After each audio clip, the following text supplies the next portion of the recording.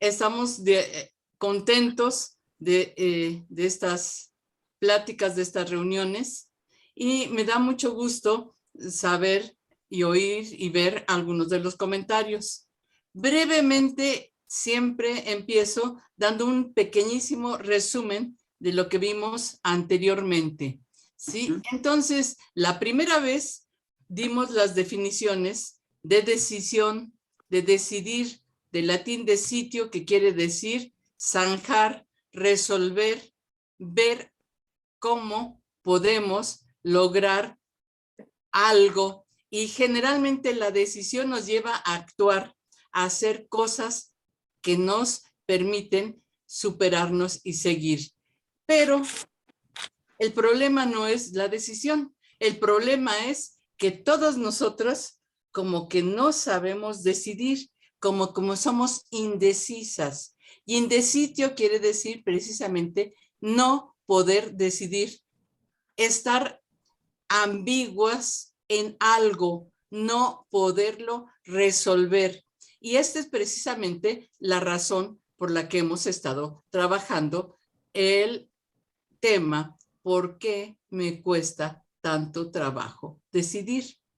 La vez pasada hablamos muy importante sobre la inseguridad y la fe. Es la primera parte de que es la segunda sección, y luego la tercera será ya la conclusión. Dijimos que una de las cosas fundamentales para poder aprender a decidir o a decidir es tener seguridad, paz, tranquilidad. Y vimos precisamente, no sé si quieran alguien recordarnos, Isaías 26:3. Tú guardarás en completa paz aquel cuyo pensamiento en ti persevera, porque en ti ha confiado. Y habíamos dicho en ese pasaje que la primera característica es tener la certeza que existe, que es, porque no podemos confiar en un fantasma. Tenemos que confiar en algo que realmente existe. Y en ese momento podemos confiar en paz. Pero entonces viene, una parte es el conocimiento, pero la siguiente es la voluntad. ¿Quién es el que tiene que decidirse a confiar? Nosotros. Es un acto volitivo de confiar, y no nada más de confiar, sino perseverar, es decir, seguir adelante, ¿sí? ¿Por qué? Porque una cosa es las personas infantiles que un día deciden una cosa y al día siguiente ya se arrepienten. Eso no es perseverar, eso es precisamente una característica de ser infantiles. Sin embargo, también vimos dos aspectos bien importantes. Uno de ellos es el principio de la incertidumbre. Es decir, Dios jamás nos da todo lo que nos va a suceder. Nunca lo sabe, nunca lo sabemos. Siempre estamos con ese principio de inseguridad. Es decir, confiamos en Dios y sabemos que Él nos va a mantener en paz, nos va a guiar, nos va a ayudar, pero el mañana nunca lo sabemos. Y quizás si lo supiéramos, hasta nos aterraría, ¿verdad? Sí. Pero realmente no sabemos. Ese es el principio de la incertidumbre y el principio de nuestra fe en Dios, que sabemos que a pesar de esto, Él nos va a cuidar, nos va a guiar, nos va a tener como en sus manos aquí, y no nos va a dejar caer. Este es el principio de la incertidumbre. No sabemos, ¿sí? Por lo cual implica también otra situación. El principio de la incertidumbre puede hacer que decidamos y decidamos mal. Y eso es lo que nos da mucho miedo, el miedo a equivocarnos. Pero Dios, en su infinita misericordia, ¿cuántas veces dice Jesús que debemos de perdonar. ¿Cuántas? 70 veces 7. 70 veces 7. Entonces, en un día yo me puedo equivocar 499 veces y el Señor de todas maneras me sostiene. Dice, ay, ya llegaste acá a las 500, ¿sí? El Señor nos mantiene y nos sostiene. ¿Por qué? Porque el Señor está con nosotros. Pero el miedo a equivocarnos es lo que nos paraliza. Sin embargo, el otro día estaba leyendo en busca de estos, que la única manera de aprender es, ¿saben qué? Equivocándonos. De otra manera, eso es, ¿por qué? Porque aprendemos más de los errores que muchas veces de los aciertos. Aprendemos más de la tempestad a veces que de una playa soleada y tranquila. Es decir, existe la posibilidad siempre de equivocarnos, pero esto no debe de ser lo que nos paralice, porque precisamente esta situación nos lleva a un contrasentido, algo que tenemos que entender que se llama el principio de la paradoja. Es decir, que muchas veces una cuestión aparentemente está en contra de la otra en lógica y no lleva lógica. Dijimos el ejemplo de los que están haciendo la guerra creyendo o diciendo que están pacificando. Esta es una paradoja y dijimos que en la vida cristiana, ahí les va la pregunta para ustedes, en la vida cristiana hay muchas paradojas. ¿Quién nos puede dar ejemplos de paradoja en la vida cristiana?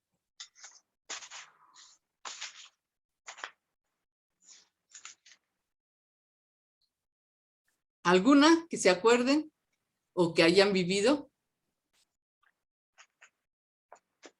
Pues es cuando nosotros estamos, que estábamos diciendo acerca de la debilidad, ¿no? Del apóstol Pablo que estaba diciendo, diga el débil, fuerte soy, ¿no?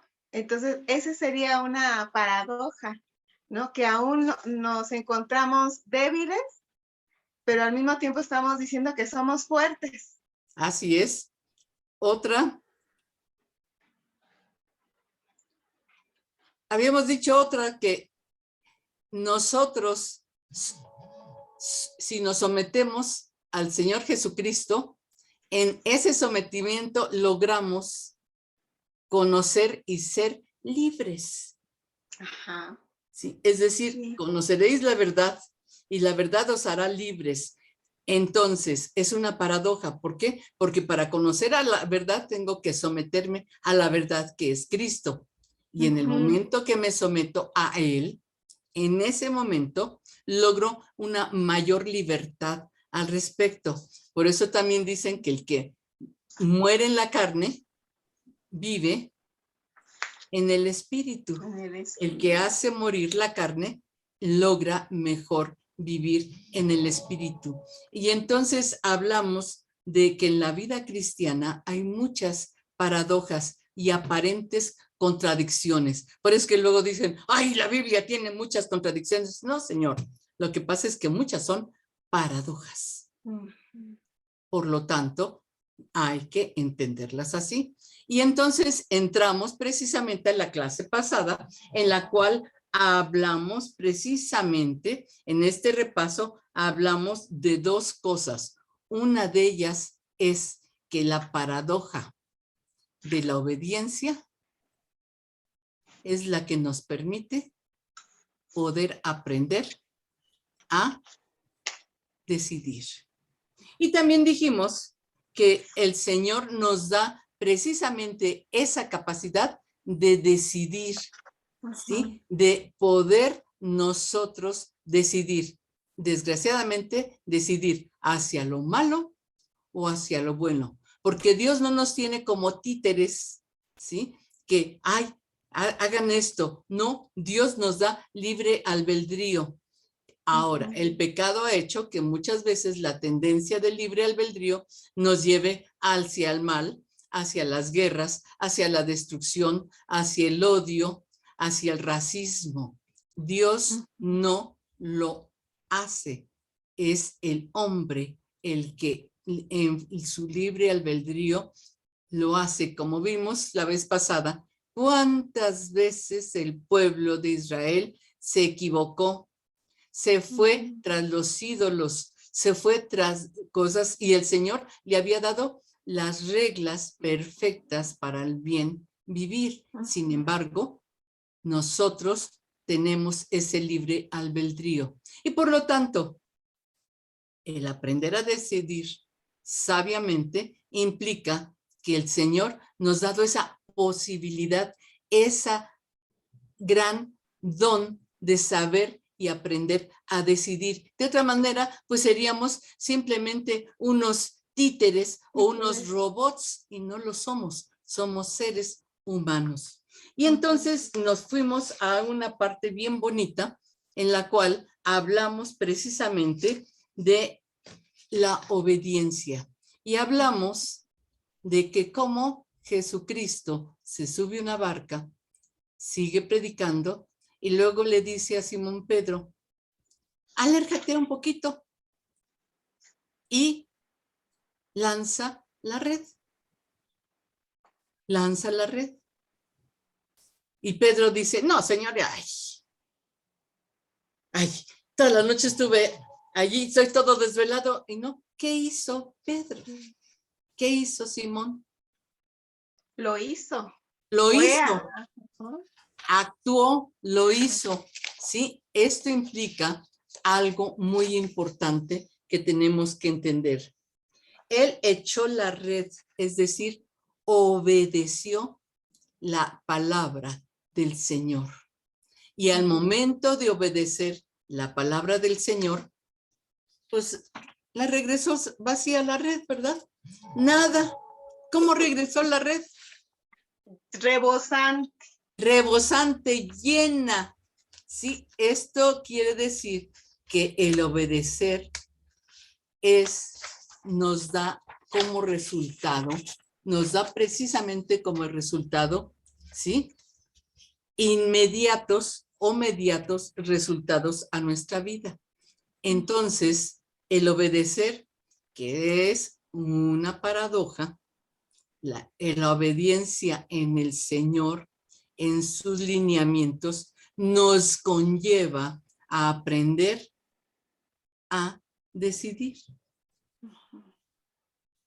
Y dice en Job 24:23, dice, y él les da seguridad y confianza, y sus ojos están sobre el camino. ¿Sobre quiénes? Sobre nosotros, si aprendemos a decidir. Con esto terminamos muy brevemente el repaso que teníamos de las dos lecciones anteriores. Y ahora entramos a otra. Y ahora sí, pónganse listos porque los voy a necesitar que tengan su Biblia abierta en Lucas 6, versículos 47 al 49. Ya se está poniendo Erendira lista con su Biblia. ¿Sí? Sí. Listo. La segunda parte es precisamente la base que nos quita la inseguridad. La base que nos quita la inseguridad.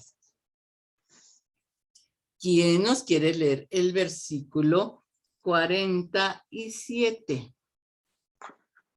Lucas 6:47. Todo aquel que viene a mí y oye mis palabras y las hace, os indicaré a quién es semejante. Muy bien. ¿Quién está hablando? Jesús. Jesús. En muchas de las Biblias, algunas Biblias inclusive, todo lo que dicen de Jesús o lo que dice Jesús está en rojo, ¿sí? Y en este caso estaría en rojo. Y está diciendo Jesús que el que todo aquel que viene a mí. Que viene a mí y qué. Y oye mis palabras y las hace. Sí, son tres cosas. Viene a mí, viene en busca de, ¿sí? Viene a mí y luego, ¿qué? Oye. Oye mis palabras. En la NBI nos dice, y oye mis palabras y las pone en práctica. ¿Sí? En nuestras congregaciones y esos hay muchos oidores. Ay, qué lindo habló el pastor. Ay, cómo me gustó cómo hicieron la lectura de la Biblia. Pero nada más oyen. ¿Sí? ¿Y qué nos dice? Si pueden buscar, por favor, Santiago 1:22.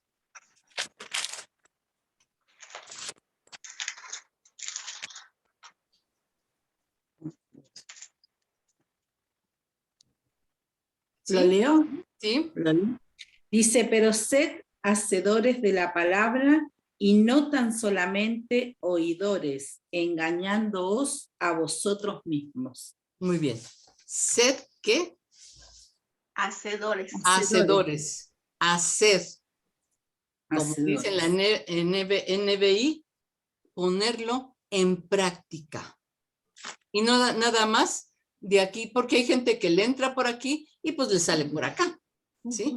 Entonces, no nada más ser oidores, ¿sí? Sino también hacedores de la palabra.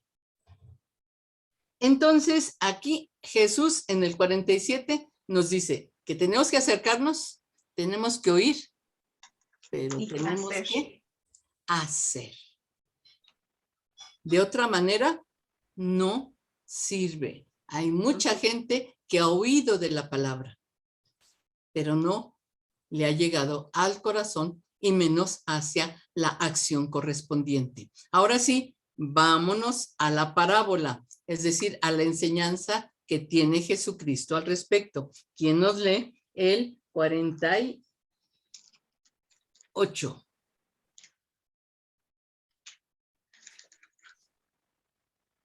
Vivi.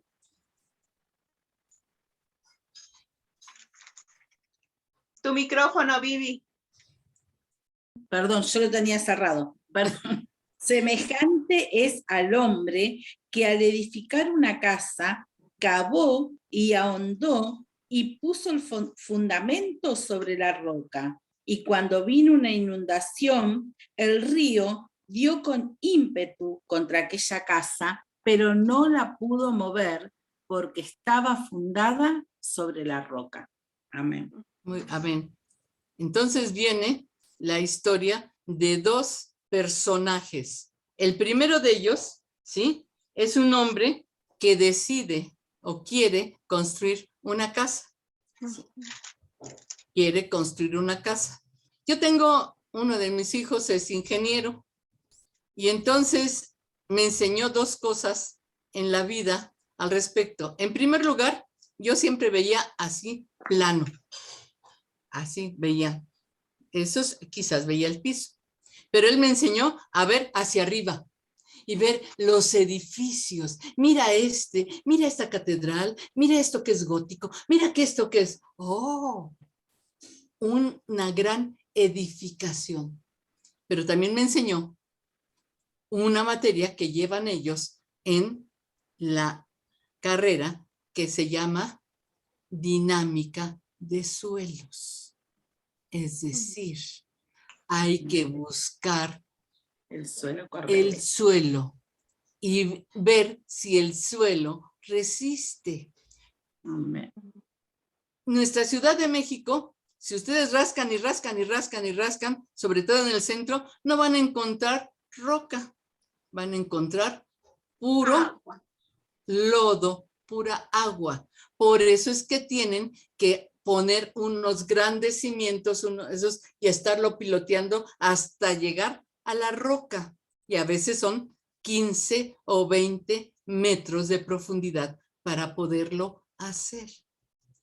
Entonces él me enseñó que dependiendo del suelo, y encontrando la roca es la única manera que se puede construir un gran edificio. De otra manera, no se puede. No se puede, a menos que se tengan las técnicas modernas, como es la cuestión de pilotes, etcétera. Y ustedes saben que, por ejemplo, la Catedral Metropolitana y el edificio de Bellas Artes se estaban hundiendo por el peso que tenían y porque no había una buena cimentación. Y entonces iba a caerse a lo largo esto, lo cual no sucedió porque después ya les pusieron en la mecánica de suelos, ya le estuvieron buscando la manera de hacerlo. Entonces, el hombre primero no nada más dice, ay, vamos a limpiar la tierrita y aquí hago, sino qué es lo que hace, qué dice el pasaje. Volvamos al pasaje. ¿Qué hizo? Dice que cavó y ahondó. Muy bien. Dice Cavó, que puso el cavó fundamento sobre la roca. y ahondó hasta llegar al fundamento, hasta llegar a la roca. Roca. ¿Sí? Hasta la roca. ¿Sí? ¿Se ve? Aquí está Sí. la roca. ¿Sí? Aquí está Ajá, la roca sí. y están todas las rocas, el fundamento. Ya existe uno que se llama precisamente, le llaman la piedra angular, es decir, la piedra que es la base al respecto. Y entonces el hombre rasca, busca, profundiza y logra llegar a lo más fuerte y a lo resistente que es la roca. Y generalmente buscan la que se llama la roca angular, es decir, la roca que va a poder sostener toda la edificación. Sin esa roca no puede haber eso, y ya lo vimos, que sin esa roca, pues por eso Bellas Artes se estaba hundiendo, porque no existía suficiente cimentación al respecto. Muy bien. ¿Y quién es la roca? Cristo. Cristo. Cristo es la roca, la piedra angular. Así es. Entonces, este hombre fue sabio. Tenía planeado construir algo, una casa, pero hasta que encontró la roca, y a partir de allí empezó a hacer los fundamentos, ¿sí? Y ustedes ven a veces, cuando están construyendo, cuántos metros de profundidad tienen que ahondar hasta encontrar la roca, y a partir de esa roca, a partir de esto, es cuando empiezan a construir. Entonces, la construcción se tiene que basar en un fundamento estable. Y ese fundamento estable, nosotros sabemos que es Cristo. Por eso es que dice que es la roca, ¿sí? Y hay muchos cantos y muchas alabanzas que nos hablan de Jesucristo como la roca de nuestra salvación y la roca de nuestra vida. Muy bien, ya encontrando la roca, a partir de esa roca empieza a edificar. Pero dependiendo de la roca, también va a depender la orientación de las paredes, cómo van a estar las puertas, cómo va a estar todo. O sea, a partir de la roca es cuando el constructor realmente puede tener planos. Hay muchos ingenieros tienen los planos, pero esos planos se tendrán que modificar de acuerdo al terreno y de acuerdo a la roca. De otra manera, no se puede, porque entonces podemos caer en esto. ¿Quién conoce qué es esto? Sí, ¿Lo ven? sí, sí, lo conozco. No recuerdo ahorita su nombre, pero Está en sí Italia. La torre de sí. Pisa. La Torre de Pisa, ¿sí? La Torre de Pisa, ¿sí? Ujú. Quizás una parte tenía el fundamento, por eso no se hundió, pero la otra parte Mm, se fue chueca, se fue al revés. Entonces, si queremos construir algo duradero, algo en nuestra vida, tenemos que aprender que la base de la decisión, de nuestras decisiones, de todas maneras, es la roca.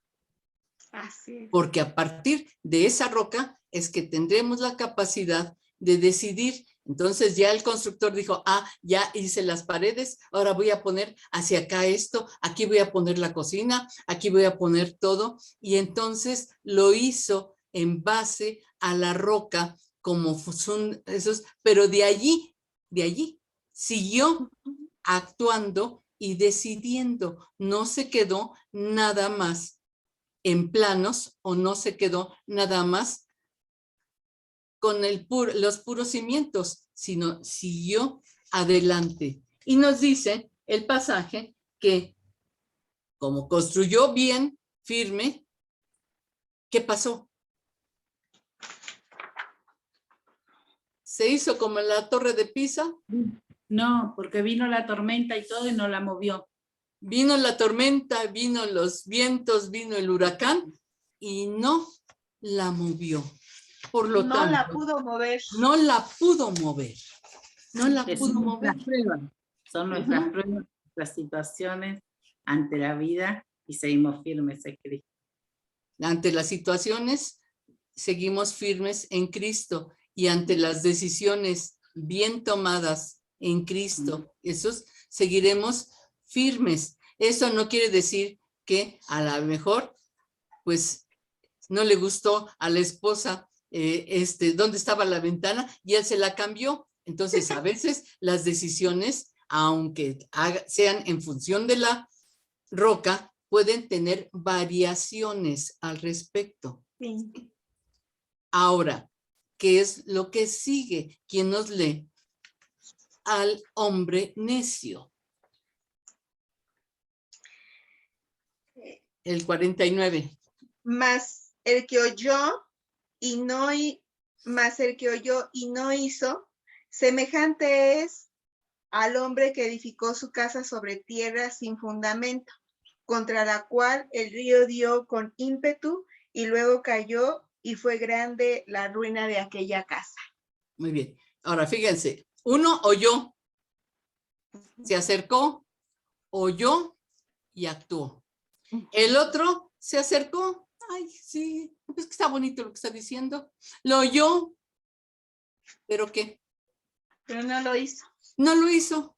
Dijo, no, yo por mis propios, voy a poner bien bonita, arreglar aquí así bien bonito, que esté bien arreglado. Y entonces, ¿sí? Jesús nos señala claramente dos personas. El segundo, quizás el terreno era más grande. Quizás su casa la hizo más linda, más elegante, con mejores acabados, con los mejores muebles, pero su fundamento era la arena. Los que vivimos en la Ciudad de México ya hemos visto qué sucede cuando las casas no tienen buenos fundamentos.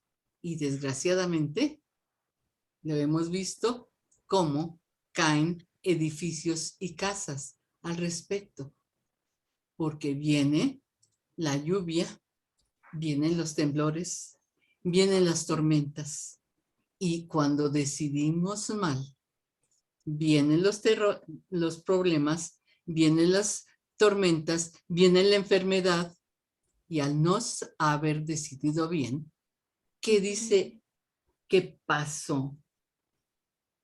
Grande fue que Se cayó. Su ruina. grande fue su ruina. Grande fue su ruina. Entonces, para poder decidir, muchas veces tenemos que rascar aquí adentro y buscar la fe y la roca. Y a partir de allí, empezar a construir nuestra vida.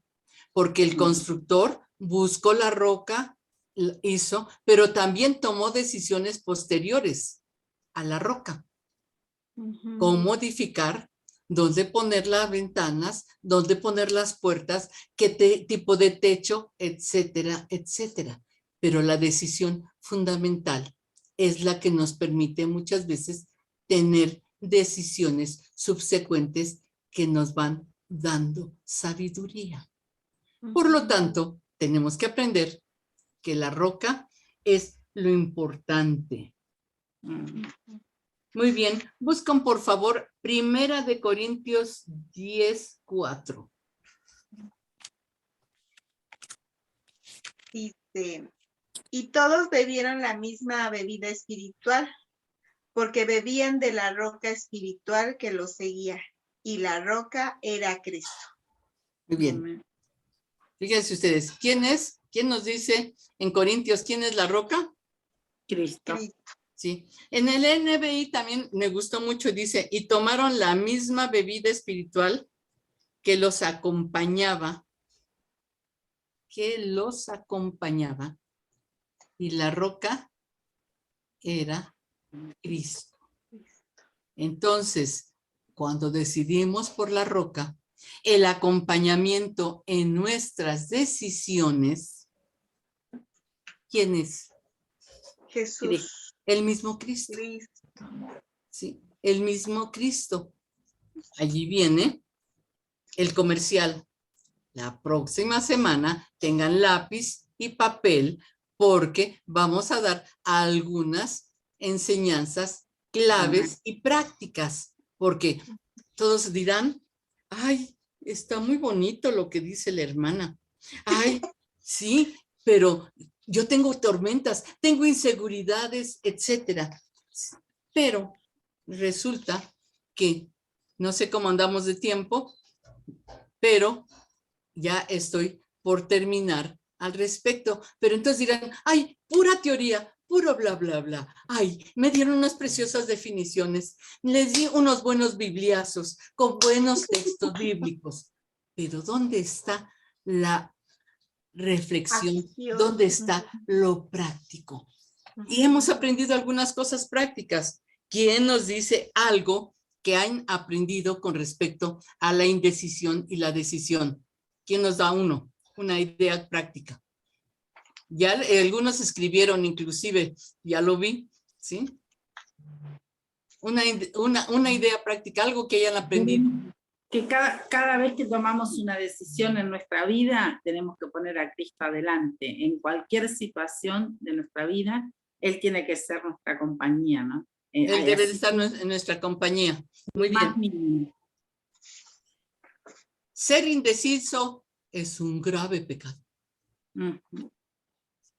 ¿Ser indeciso es un grave pecado? No. No. Todos nosotros tenemos momentos de indecisión. Todos. Entonces, el que no decide en un momento dado no quiere decir que no tendrá la capacidad de decidir. O sea, todos en un momento, todas hemos sido indecisas y hay veces que es necesario tomar el tiempo porque dijimos que la decisión a veces es un proceso que lleva situaciones internas, pero también situaciones externas.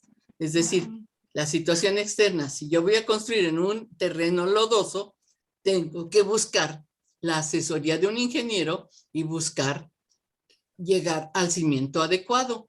Es decir, no es un error al respecto. En segundo, todos nos podemos equivocar. Sí. Todos. ¿Qué otra enseñanza encontraron en la práctica de ustedes? La paciencia. La paciencia. Nosotros muchas veces decimos, ay Señor, dame paciencia, pero dámela rápido, ¿eh? ¿Sí? Siendo que el Señor se toma su tiempo y también nosotros tenemos que aprender el tiempo de Dios y también aprender a decidir en ese tiempo. Así es. Por otro lado, Dios nos ha dado un gran don, ¿sí? Que tenemos que ejercer dentro del contexto que dijeron en Cristo, pero ese don se llama libre albedrío. Es decir, tenemos que aprender a ejercerlo y ejercerlo con sabiduría. ¿Sí? ¿Por qué? Porque las guerras, las matanzas, tantísimas cosas nos indican que el ser humano tiene capacidad de libre albedrío, pero lo usa para mal. Entonces, tenemos que aprender que el libre albedrío es una bendición, sabiéndolo usar con sabiduría y con la guianza de la palabra y obedeciendo, como Pedro dijo, en tu palabra yo echaré la red.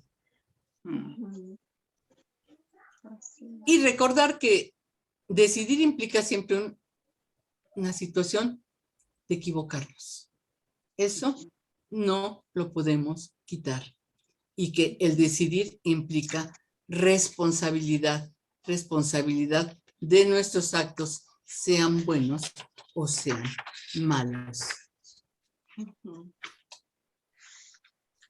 Todos podemos equivocarnos, pero dijimos que vamos a tomarnos de la mano de ¿quién?